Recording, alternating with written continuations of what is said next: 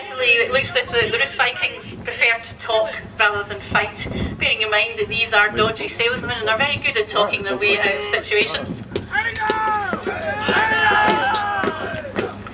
So here we have Bran fighting Einar the Black. Now Bran is the translator for the Rus Vikings. He's actually a local boy turned and probably in lots of payment by the Rus Vikings to represent them as the translator, and obviously now as their warrior as well.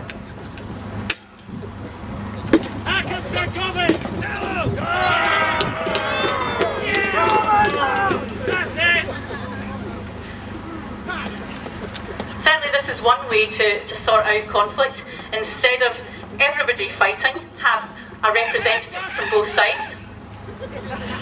I think Einar might have been hit somewhere fairly important.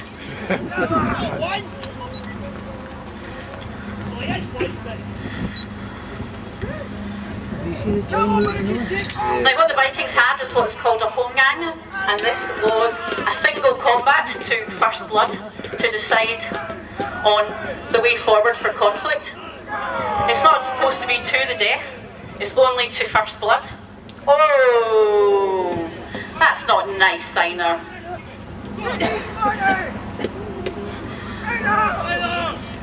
So the Rus Vikings are looking after Bran and taking him off the field.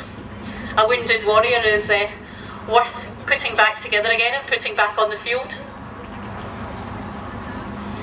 So what's going to happen now? There's been an awful lot of talking. Are owe us money!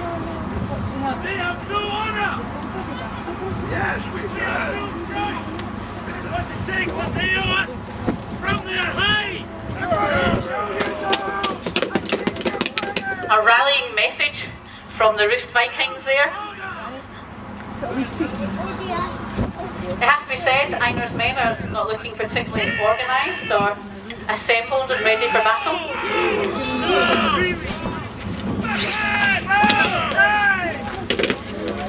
You'll notice on both sides that they have archers, the dreaded warriors on the battlefield.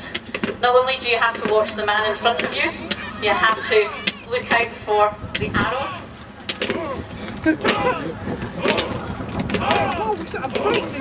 And what they've done with these arrows is dip them in any excrement or anything else they can find horrible on the fields, because medicine wasn't as good as it is now.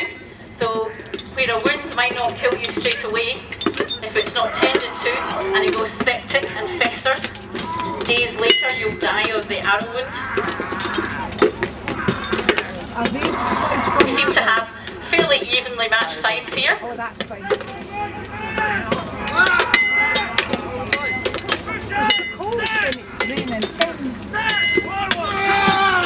It's very difficult to tell on the battlefield who is friend and who is foe. Sometimes you can only tell by the colours of the shield and also by the unit commanders that stand behind the units and shout commands, so that they can see what tactics to use and where there's weaknesses on both sides.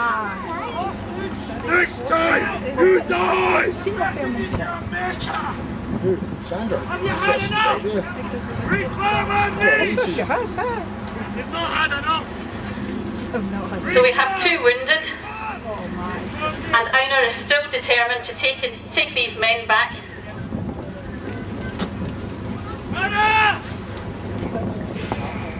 Again, the wounded are taken from the field.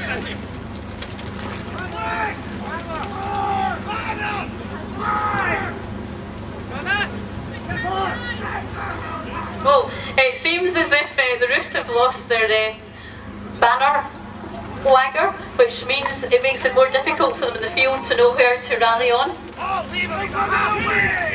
Oh, he's going to get into trouble now. He's deserted. His flag's come off. Now that really is a pathetic excuse.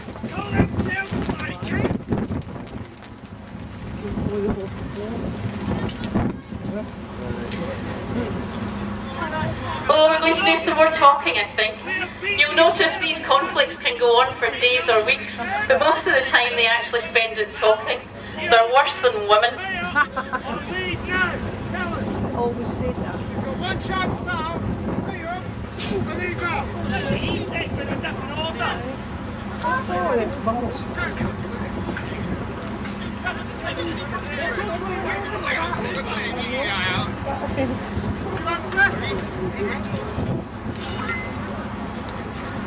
I think you got your answer there, and I think it was definitely no.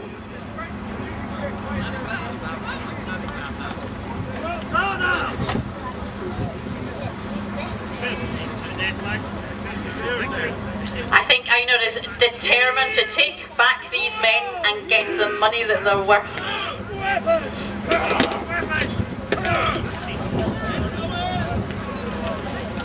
And again, as the archers loose and try and pick out the warriors before the battle even commences. Very difficult in this wind today to have a true line for those arrows. You have to try and make sure you don't hit your own.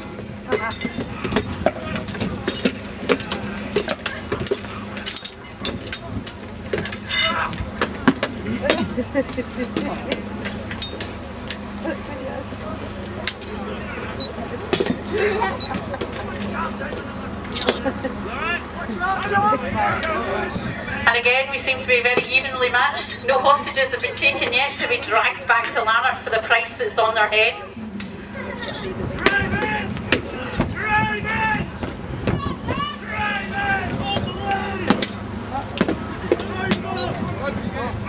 Bearing in mind that all the Rus Vikings want to do is get away. They're not really interested in fighting, they just want to get to the coast and get as far away from Scotland at the moment as they can.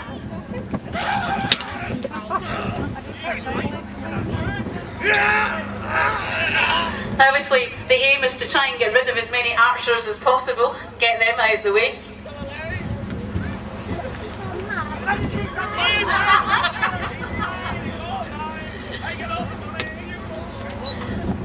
So it looks as if we do have a victory for Einar the Black, but Einar the Black doesn't seem to still be alive. Oh no, he's just wounded. How many hostages have you managed to take? None?